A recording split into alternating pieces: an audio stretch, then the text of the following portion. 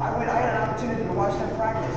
They hung on every word that he said because the stuff he says still adds value and makes them better. As soon as your players don't think that you're making them better with what you're having them do, they will check out immediately. Now, no offense to these guys, but most players aren't that smart. So if you give a player a basketball, immediately the perceived relevance goes up. So anytime we can add a basketball to our warm-up, even though I'm not doing the skill portion, that's what Coach Jones and our staff does. As soon as you give these guys a basketball, even during the warm-up, it ups the perceived relevance. So the stuff we're going to do right now, you can do without a ball. I like adding a ball. Go ahead and spread out a little bit, gentlemen. We're going to do a little jump and pivot series, working on our footwork. So you're going to hold the ball with your right hand. You can hold it as if you're getting ready to shoot a triple threat. You're going to take a big crossover step. It's going to be a crossover jump. You're going to land 1-2, and I want you to give a shot fake as if you're shooting your jump shot. And then you're going to make a full 360 of front pivots around. I'm not necessarily saying this is something you would do in a game, but it's the movement pattern I want to work on, and I want to work on pivoting, and I want to work on footwork. So from here, you're going to take a big step, 1-2, you give your shot fake, and then I want you to pivot all the way around. Then we do everything that we do on the right, we have to do on the left. I want you to do the same thing going around. You can go nice and slow. I want a nice, aggressive, and violent pivot. Make sure you guys don't all run into each other. Whenever you're ready, you guys start. Yep, big step. I want you to over-exaggerate that step. I want you to jump farther than you'd ever jump. Yep, so now you're coming this way, my friends. So you're going left, step across. Yep, pivot, front pivot. You'll see that it requires a high degree of thinking. It's going to require some coordinated movement. This is what you want from your warm-up. It's not just about getting their muscles loose. You're trying to wake up the central nervous system. You're trying to wake up their brain. Get them firing and ready to work. Nice job, guys. And some of them are overthinking it a little bit, and that's okay. At least we've got them engaged. Warm-up is more than just getting a sweat. Anyone can give someone a sweat. We need to wake them up coordination-wise. We've got to wake them up thinking-wise. Not bad, gentlemen, not bad. We'll do the same thing coming back, except this time, if you were going to shoot a step back, you wouldn't jump straight back. You'd come back at an angle. I'd drive the defender in, and I'd push back at an angle in order to create that space. We're going to do the same thing now. I want you to push back at a 45 degree, give your pump fake, and now I want you to reverse pivot, just so we're taking your muscles through a different range of motion. Then we'll come this way, pump fake, and I want you to go reverse pivot, reverse pivot. So you're facing that way, guys. Whenever you're ready, you're up. And of course, in their defense, they're doing something for the first time, and they happen to have 100 strangers watching them, so it's okay if they're a little bit apprehensive right now. You guys are doing a nice job. Reverse pivot, not front pivot. Reverse pivot. You got to know the difference. You got to know the difference.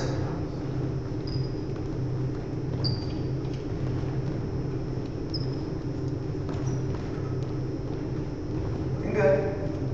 Yep, you guys are doing fine. Good. And why don't you guys bring them home with a little applause? These kids got away. Thank you, guys. Now going back to the 6 movements that I told you every basketball player goes through every practice and every game. Sprint, back pedal, defensive slide, pivot, jump and land, and lunge. So far, real quickly, we've done everything except for lunge.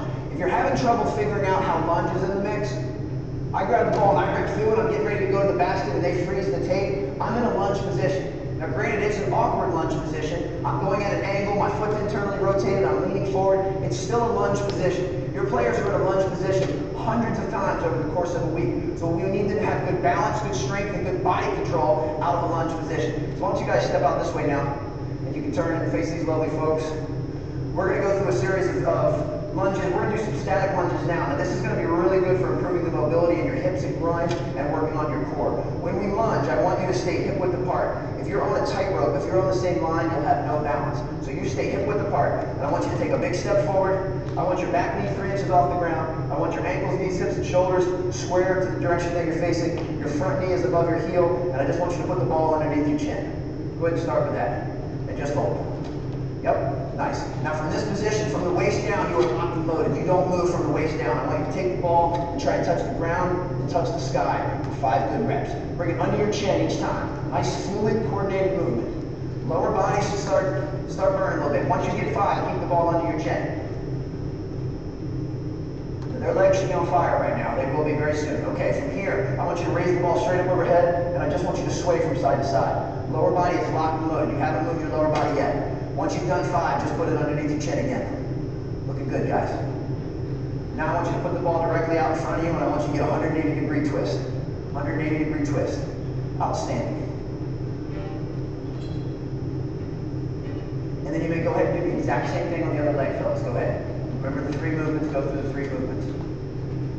It's extremely important that you communicate with your players the difference between pain and discomfort. If anyone follows me on Twitter, you know I don't mind putting up quotes every now and then. I'm kind of a quote nerd. One quote that I have never and will never put up is no pain, no gain. The reason I don't is because I don't believe that. I actually think that's fairly moronic. Pain is your body's way, or your player's body's way, of telling them that something is wrong. Pain tells you something is wrong, and you'd be a fool not to listen to your body. So there's a big difference. If this young man, and you guys, if you went through all of them, you may stand up.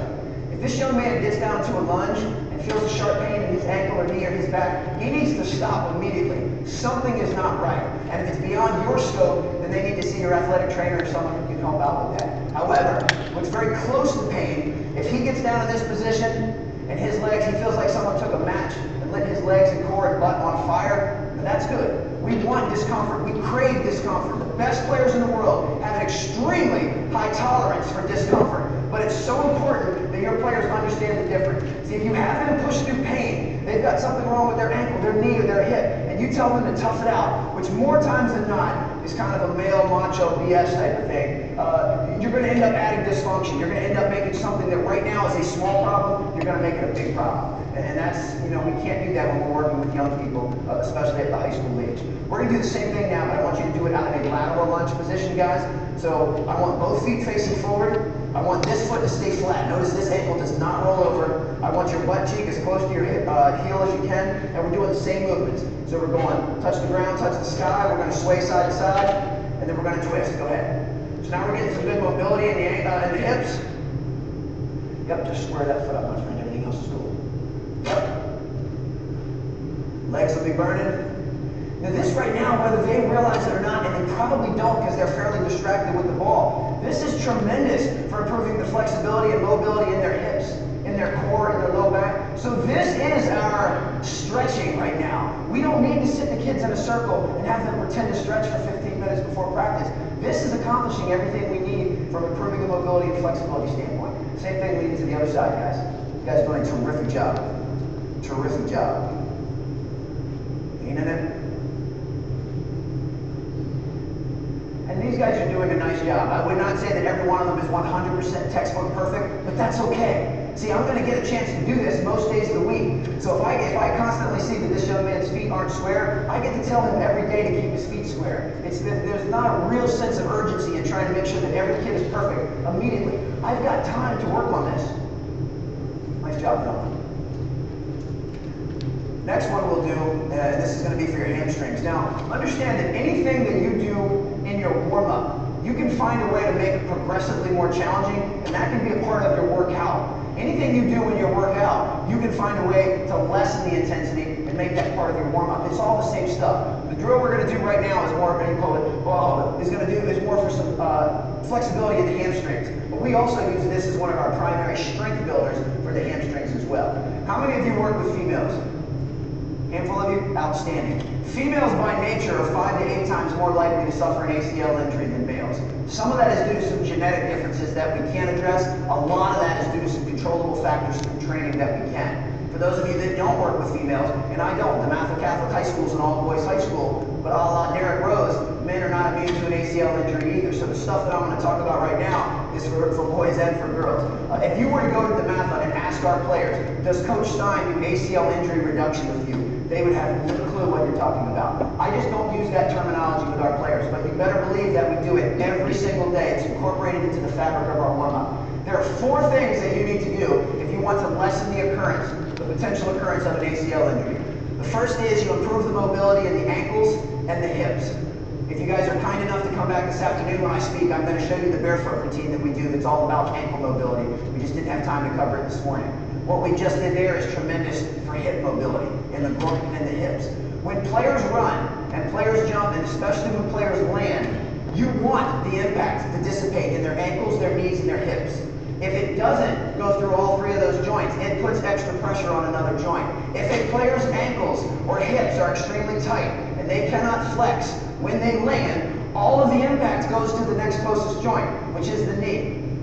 One of the biggest 180 degrees turns that I've done in my career, if you were to look up any of the stuff I did 6, 7 years ago, I was actually a big advocate of ankle braces, and boy, now am I on the other end. I do not believe that players with healthy ankles and fully functional ankles should or need to wear the external stability of an ankle brace or tape. In fact, I think it's making kids' ankles and feet weaker and less mobile. And that's arguably the most important joint on their body. So just by locking the ankle into a rigid brace or tape, you don't allow for the natural movement of the ankle, thus a lot more pressure goes into the knee. I'm not saying it's the cause of knee injuries, but I personally, my professional opinion, believe it's a culprit. So number one is improve mobility in the ankles, improve mobility in the hips. Number two, you need to strengthen the lower body, but particularly the posterior side, the hamstrings and the butt. The hamstrings being activated and strong plays a big role in the ACL mechanism. What we're going to do right now, bless you, is a great exercise for strengthening the hamstring. And the best part is, this is stuff you can do anywhere at any time. So you don't have to say, well, we don't have a leg curl machine in our gym. You don't need one. We don't have one at the Marathon. If we did, I wouldn't use one. I would prefer this exercise anyway.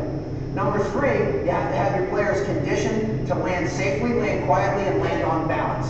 That's something that's just done through repetition. We jump and land every single day in our warm-up so our players learn how to land. If I'm watching, this is the Dematha group, and I'm watching, and he lands well, he lands well, he lands well, and he lands like a cow every time, then I just make sure that every day during warm-up, I'm helping him out. I'm giving him little coaching points. So the process is him getting better, brick by brick, every single day. And then lastly, your players have to learn how to decelerate and change direction, which we covered with our red light, green light. We use red light, green light, or some derivative of that almost every single day when we do our court warm-up. So those are the 4 things you need to do to lessen the occurrence, and you need to do them every day. You need to do them. They need to be incorporated into the fabric of your warm-up. And if you can go through the 6 basketball movements, which include 4 ways to reduce ACL injuries, then you're training with purpose. Back to our main strengthener is I'm going to go profile view, but you guys will continue to go north and south. You're going to hold the ball to your chin. You're going to balance on your right leg. And you're going to keep this foot completely flat. And I want you to reach the ball out as far as you possibly can. I want this leg and your back as close to parallel as you can. Get a good pause for cause, and then bring it right back in. So we're going to reach. You're going to feel a really good stretch in your hamstring, especially if you get to be 36. You're going to feel a really good stretch. So I want you guys to go ahead and get 10 reps. Every time the ball comes under your chin, every time you reach it out. Imagine you're trying to set that ball on a coffee table 10 feet in front of you, 6 feet in front of you. There you go. And then right back up. The higher you can get your back leg, the more of a stretch you'll feel. More of a stretch you'll feel. If you have players of a high enough training age and a physical maturity, you can start to load some of these exercises. Right now, we're doing this more for flexibility. We also do this as a strength exercise at Dematha, which means this young man, instead of holding a regulation basketball, which doesn't have much weight to it, obviously, he could be holding an 8 to 10 pound medicine ball. It'll make the exercise exponentially more difficult. It'll also make it more of a strength builder in the hamstring and low back, and less than just working on flexibility. Nice job, gentlemen. Nice job. Go ahead and get both sides. Let's just even you out.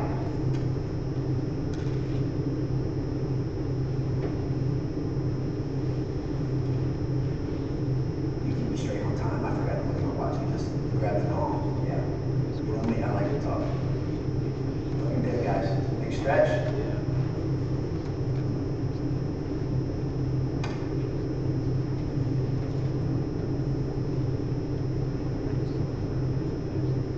I'm going to show you 2 others that will incorporate into our warm-up.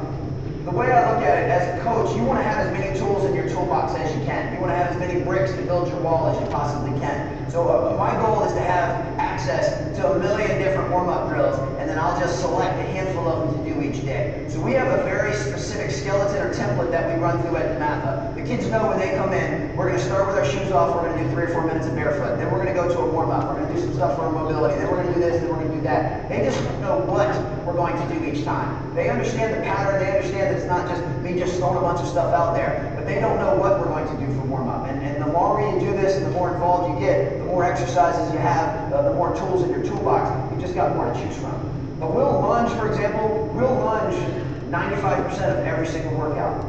But most of you, I assume, if I said hop up right now and please show me a lunge, I would imagine that most of you would do something to the effect of this, because that's what we all picture when we lunge. But my goal is to get you to broaden your thinking. Think outside the box. This is a lunge, correct? But guess what? You can lunge in so many different angles and directions. You can do so many different things with your upper body. We tell our kids that we do a set of what's called clock lunges. I'm standing in the middle of a big open face clock. So here would be 12 o'clock. But we can also get our guys lunging at 1. We get them lunging at 2. We get them lunging completely lateral, which these guys already did at 3. We open up their hips at 4, 5. Once we start going around town, we can go a step behind lunge at 7. Just look at the range of motion in my hips and core. 8. We go all the way around town at 9. Now again, if a kid goes through this range of motion and there's any pain, then they don't lunge at 9 o'clock. We make a switch. You can either go shallower, we can pivot, do whatever, but everything's got to be pain-free. We can go with a crossover lunge, 10 and 11. So one exercise that was in your toolbox has now just been expanded to 12. And that didn't include anything that I did with my upper body. See, when it comes to strength and conditioning and athleticism training, you are only limited by your creativity and imagination. That's your only limit. As long as everything you do is safe, that's number one. I believe in being extremely time efficient because we don't have a ton of time as coaches and our players don't have a ton of time. So I believe in being time efficient. It needs to be purposeful and it needs to be progressive. As long as it meets those 4 checkpoints, you can do anything.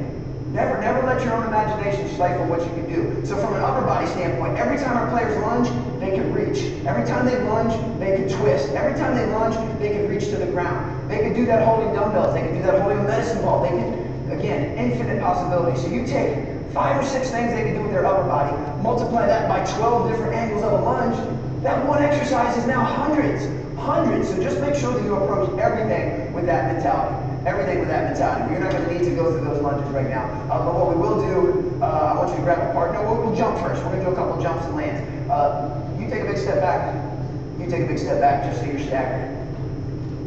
Basketball is not just about jumping straight up and straight down. Players jump from a variety of different angles. They jump 1 foot, they jump 2. So we want to incorporate some of that into our warm-up to make sure that we're addressing the ankles, the knees, the hips, and so forth. Put the ball underneath your chin. And you guys are going to do some easy side-to-side jumps, which isn't that revolutionary. But every jump, I want you to cover more ground. So here's what a set of 10 is going to look like. 1, 2, 3, 4, 5, all the way to 10. I want you to spend as little time on the ground as possible. Don't rush it. I want you to do it correctly, but on some level, the floor is hot. Go ahead and get 10 lateral jumps. Each time, cover more ground. Keep the ball under your chin the whole time. Nice job, 21. And you guys just pick out different spots in their body. Watch their core, watch their ankles. Watch which players have difficulty keeping the ball under their chin, which ones need to start swinging the ball, which just means they have a lack of strength, which these guys overall did a really nice job. They'll take about a 15-second break. We'll do the same thing going front to back. And if you could give them a hand, these guys are doing a terrific job. Terrific job.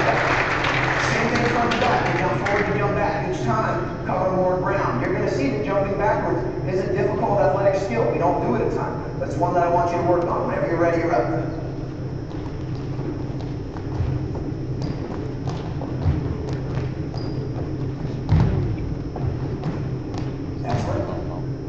That's a nice job.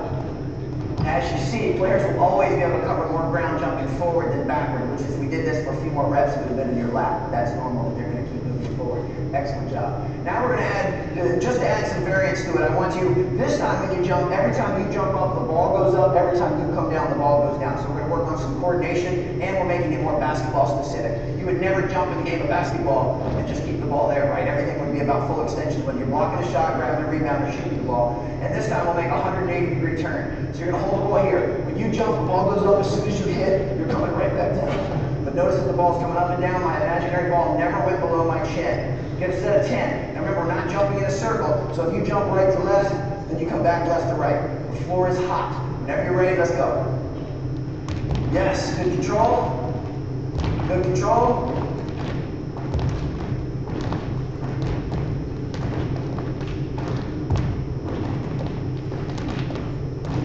Excellent, guys. Just a set of 10 and then relax. Tremendous job. Now, technically, my topic this afternoon is about improving athletic skills with young players. But as you'll see, even though I'm going to do completely different drills and talk about different stuff, it's all fairly similar. The stuff I'm having these guys do, I would do if I worked with 9 or 10-year-olds.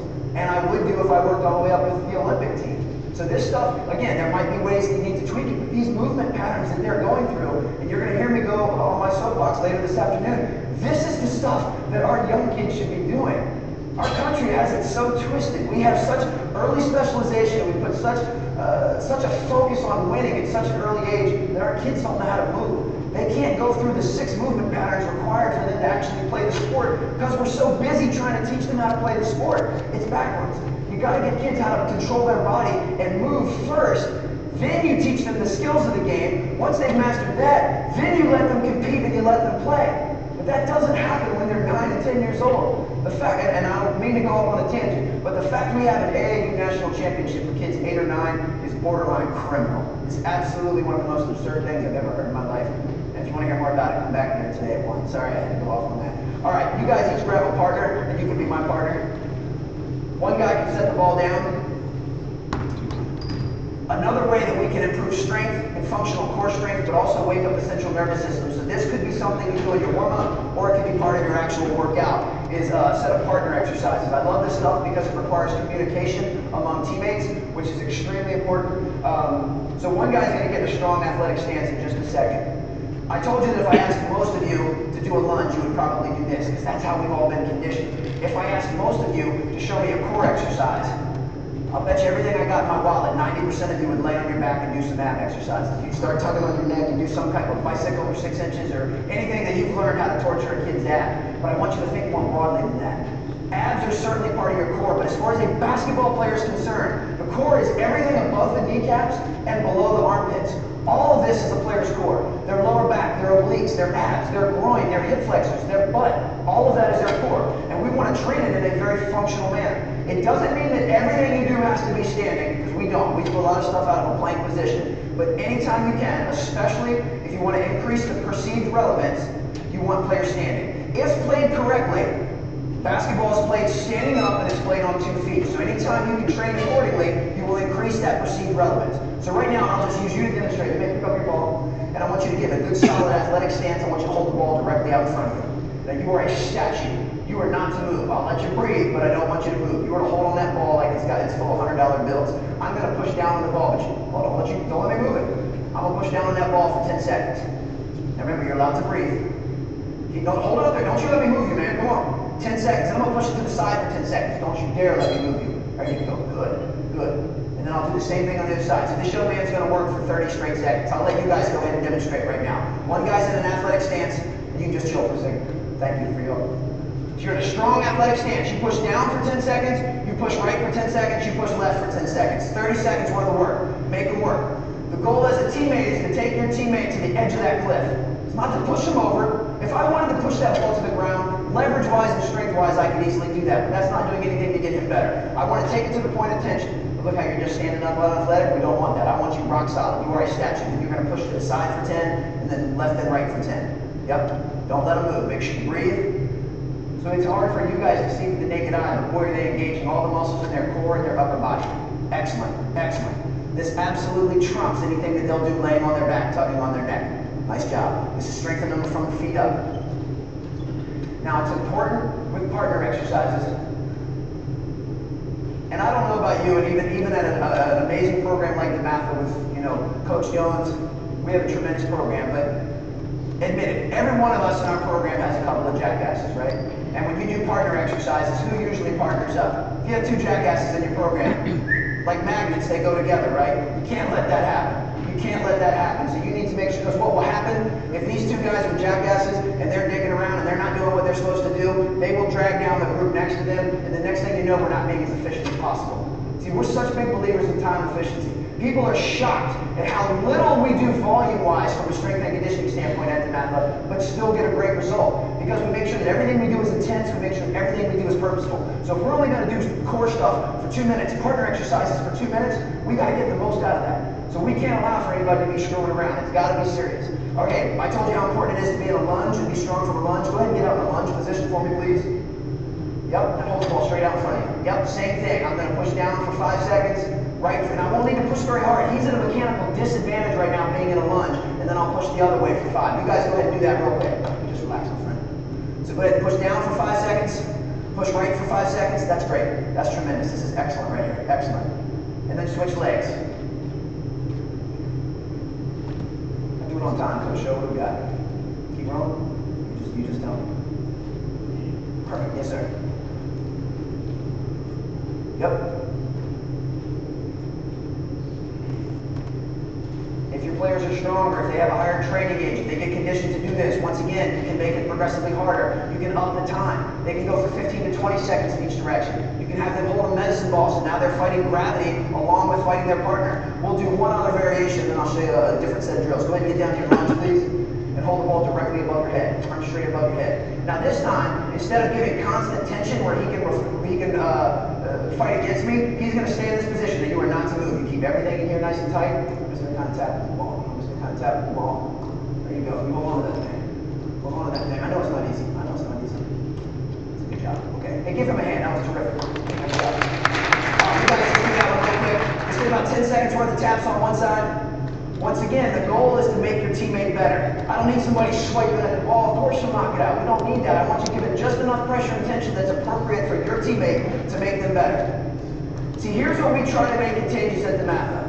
If we're partners, I want to make sure that I give him all the time and attention and love that I can when it's not my turn. That's not the tendency for high school kids. It's for me, if I'm an average high school kid, I give a half-ass effort when it's his turn because I'm thinking about me. I'm worried about me. I want it to be my turn to go. We got to get rid of that mentality. I need to give him all the focus and attention on getting him better because that makes everybody better by default. And then if he's a great player, he will demand that I do that. He won't let me get away with doing a half-ass job on that drill. He'll demand that. And that's one of the things that we try to make contagious at the Matha.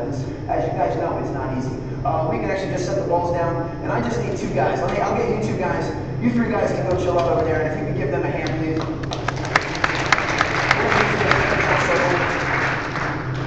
We're going to do a quick set on the circle. Now, I talked earlier about the importance of mobility in the ankles, and later this afternoon, if you're kind enough to come back, I'll show you our barefoot routine. Running in a tight circle is a great way to strengthen the feet and improve the mobility in the ankles.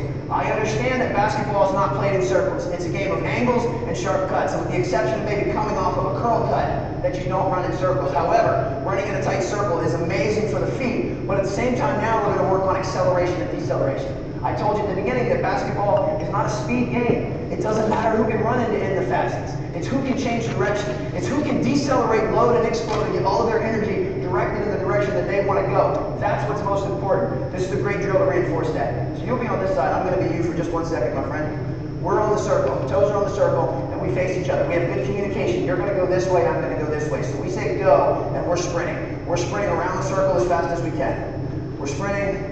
When we get back to where we started, you're going to plant with what's called a hockey stop. A hockey stop is the safest and most efficient way for your players to stop. That simply means they plant perpendicular, like a T, to the direction they were running. If I'm sprinting down the court and I need to get back this way because the ball just got stolen, I need to plant at 90 degrees. And I plant with my ankle outside of my knee outside of my hip. It makes the base of a pyramid. Now, players can't always stop that way. If I was on a fast break and I'm coming here, I would need to decelerate more with a 1-2 step. So they can't always decelerate that way, but when they can, it's the preferred way to do so. So I'm coming around here, and I make a quick hockey stop just like you do. And now we're coming back. You're going back? Yep, yes, sir. So we're sprinting.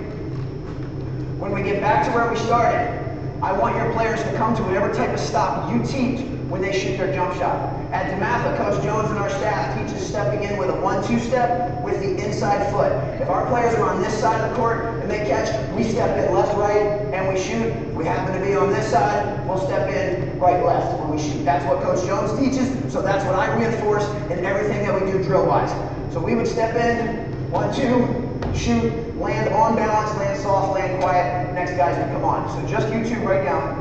At half speed, you're going to run around a circle, quick plant, run around a circle, stop and shoot your jump shot. Everything at half speed right now. Go. Half speed. A little more than that. Yeah. There you go. That's better, guys. Step and shoot your shot. Excellent job. Okay, let's go one more time. Now this time we're going live. This time you're going to do this, hang on, as hard and as well as anything you've ever done in your life. So this is where we're going live from Des Moines right now. You guys just watch their feet. Just focus on their sneakers. Watch the range of motion that their ankles go through. It'll give you a better appreciation of why we do the drill. All right, you're going as hard as you can. Quick plant, come back, shoot your jump shot. Go! Yep. Oh yeah. And bang. Nice job. Give them a hand, please. Same thing. Don't go anywhere. All you did is run around a circle one time. Stay right there. So now we're going to go defensive slide. Do you remember what I told you guys for the defensive slide? What should you be consciously aware of? pushing off of your hind leg. Yep, so I don't want it to be a big gallop. So right now, same thing. I want you to defensive slide around, defensive slide back. And I always want players to have some ownership of the drill. I want them to be able to have some creativity, which means if I'm defensive sliding back, if you want, you can step in and shoot your jump shot. If you want your defensive slide, you can reverse pivot. If you want to pretend you're Chris Paul on the three-point line and you're crab dribbling to shoot, you do whatever you want. Own the drill, but just make sure that it ends with some type of deceleration and it ends with you shooting your jump shot, defensive slide. Whenever you're ready, you guys decide which direction you go. Go. Yep. Every single play in the game of basketball, every play ends with deceleration. Every play. That's how you keep players on the court. They have to stay within the confines of the court. Well, if you didn't have them stop, they'd run off the court. Every play is a deceleration. I'll assume that one was the one at half speed, which is fine. So now let's go full speed. Same thing, full speed. Whenever you're ready, guys, you take off. Go ahead. There you go. Excellent job.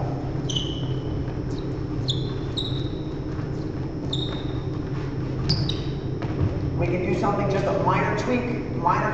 Do the same thing, but face out the whole time. Defensive slide, but now your back's to the circle. It'll just change the game a little bit. Whenever you're ready, go ahead, guys.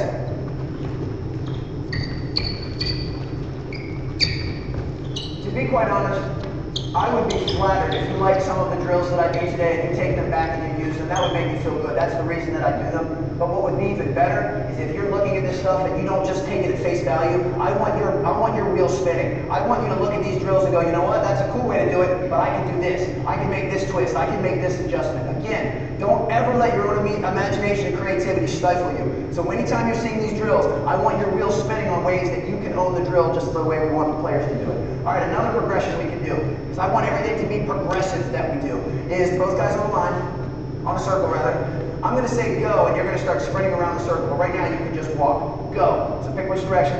I'm going to yell switch. Immediately switch direction, wherever you are. I'll yell it again. Switch. I'll yell it a third time. Switch. And then I'll say stop. Wherever you are, shoot your jump shot. Yes. Okay, now we're going live. Live from Iowa. You ready? On the line. This is 100 miles an hour. Just make sure you know which direction you're going first. Go. Switch. Switch. Switch! Stop! Bingo, nice job. Give them a hand. Outstanding. Next layer of progression. Anytime we can make something competitive, we want to make it competitive. If you wanted to punish your kids, you were going to put them on the line and have them run 20 suicides in 20 minutes, which actually is a conditioning test, and it's a son of a gun, to be honest with you. But if I was going to have these guys run 20 suicides in 20 minutes, and I just started to take some mental notes, and I watched the group, I watched the DeMatha group, and we run, and I start taking notes after the third or fourth one. Inevitably, here's what happens. You have a couple of players in your program that go as hard as they can, every rep of every set, and everything they do in life, they go as hard as they possibly can. They're genetically wired to do so. Then you've got one or two turds that you basically have to take a cattle prod to get them to do anything, right? Every program's got them. Then you've got the bell curve. You've got most of the kids in the middle. They're working just hard enough that you don't put a foot in their backside, but they're not trying to win a trophy. They're just in that middle group. Well, after the third or fourth rep, you just say, whoever wins the next suicide, I'll buy you any pair of Jordans that you want. What do you think happens to the collective intensity of the entire group? It goes through the roof. Now, bless their hearts, the two kids that were already trying as hard as they can't do anymore. All they can do is run one more rep as hard as they can. But all of a sudden, that bell curve, now they are trying to win that trophy or that pair of Jordans. Even the turds now are running as hard as they possibly can. The key to coaching, especially from a strength and conditioning standpoint, is finding out how to tap into that mentality. And we do it by being competitive. Right now, you guys are going to play a game of tag on the circle. The only rule is you cannot go inside of the circle. When I say go, you are going to try and tag him. Now, if he starts running in this direction, then which direction should you probably run? You are a smart man. But you don't have to keep running in a circle. You can fake this way, you go around, you do whatever you want to get around that circle. You get 15 seconds to tag him. Neither guy can go in the circle. You both understand the rules. Go! 14, 13, 12, 11, 10. I couldn't tell if you got him. 8, 7, 6, 5. And we got it. Give him a hand. Terrific job. Have a laugh. Now, I'll say this. If right now, if we can make it absolutely silent, I promise you I can hear two things. I can hear them breathing heavy, and I can probably hear their heartbeat. This is as good of a basketball conditioner as you'll get. If you get two evenly matched players, which in this case it appears they are, and they were to do a set of 10 to 12 circle chases with anywhere from 30 to a minute in between each one is rest, these guys will be in unbelievable basketball shape if they were to do that just a couple times a week. If you're talking about a conditioning workout, literally could last 10 to 12 minutes, excluding the warm-up portion. So again, it's not how much you do, it's how well you do it. We can add one more layer to it. We can add a basketball. We can add a basketball. Now I told you I don't do skill work. That's what Coach Jones and our staff does. But we can easily add a ball to a lot of these drills. Now going back to the perceived relevance, it's so important that what you do in training transfers to Tuesday and Friday nights. Now it's not my job to evaluate skill. That's what you guys do. But you need to look at every single drill and every single concept that you have in your arsenal, and you need to make sure that there is transfer. You need to make sure there's purpose behind what they do. Now I know at the younger levels, some of the stationary ball handling and so forth is done to build confidence, it's done to build awareness, it's done to improve strength in the hands. I'm not saying that any type of drill is wrong, but I do know that if all you do for ball handling are stationary pistol Pete type drills, you have to ask yourself how much transfer is taking place. Are our kids getting better on Tuesday and Friday nights? That's not for me to decide, that's for you to decide. Because we all know players that can go around here doing the pistol Pete like this, and then what happens when they get in the game? And things like a wet bar of soap, right? They can't hold onto the damn ball for nothing. So obviously there wasn't a tremendous amount of transfer. I personally have noticed a high level of transfer between playing circle tag with a basketball. If these kids can handle the ball on a tight circle with someone chasing them or them chasing someone else, unbelievable from a transfer standpoint. Okay, so we'll do the same thing now, and we can do it both ways. I'm going to put you at a severe disadvantage. I'm going to give you the ball, and I'm going to ask you to tag him. Which anytime a player has the ball, they're going to be a little slower than they'd be without. So this puts him at a disadvantage. But guess what? That's the point of training. That's the point of practice, is to put your players at such a disadvantage in training and in practice that the game becomes easy. See, training should be so hard and so intense that playing a game is actually a treat. That's the whole point. So we want to put you at a disadvantage. So when I say go, you get 15 seconds to tag him. Now if he tags you and you don't have the ball, that's the bull stuff. You do anything that you want except for go in the circle, and you must keep a live dribble. Go! Go get him. Go get him. You'll see it's hard.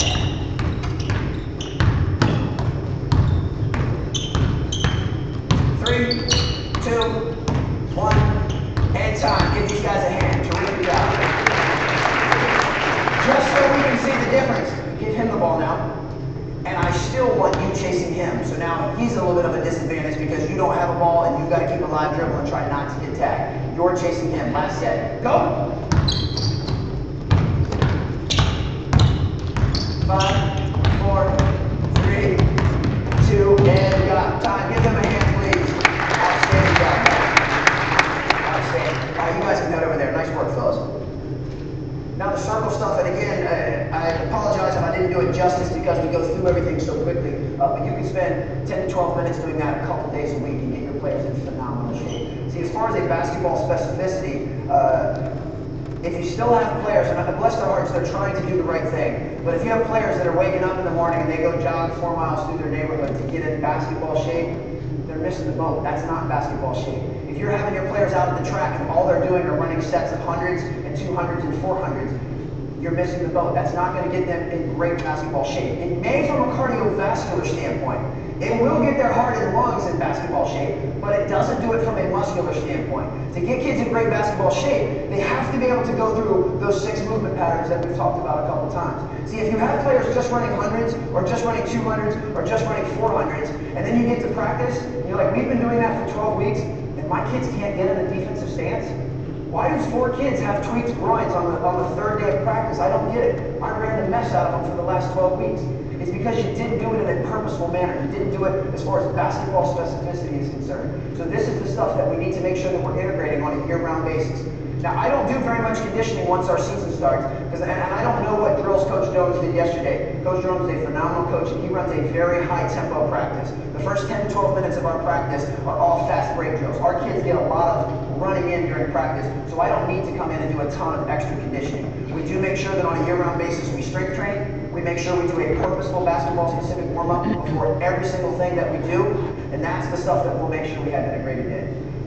If you decide to come back later today, and I don't know if I'm on at 12:30 or 1, but it'll be somewhere in that ballpark. Even though it's directed at what we need to be doing with youth players, all of this stuff will apply to players all through high school, college, and pro, and I will cover completely different material than I did today. Last time, if you could please give these guys a hand, they were terrific.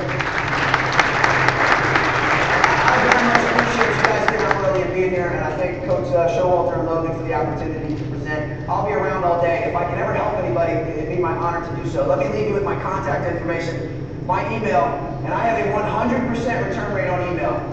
I'm not smart enough to figure out 99%, so I just figure 100% is easy to figure out. You email me, I email you back. That's the deal. It's Alan, A-L-A-N, at strongerteam.com. I'm also a big social media junkie. I'm really into YouTube and Twitter and Facebook as ways just to share information. I think coaching should be all about sharing, and I know you know that. That's why you're at clinics like this. But if you're on Twitter or Facebook or YouTube, I use those as ways to share information, and I'll be around all day. But thank you guys very much. I appreciate you. Thanks, guys.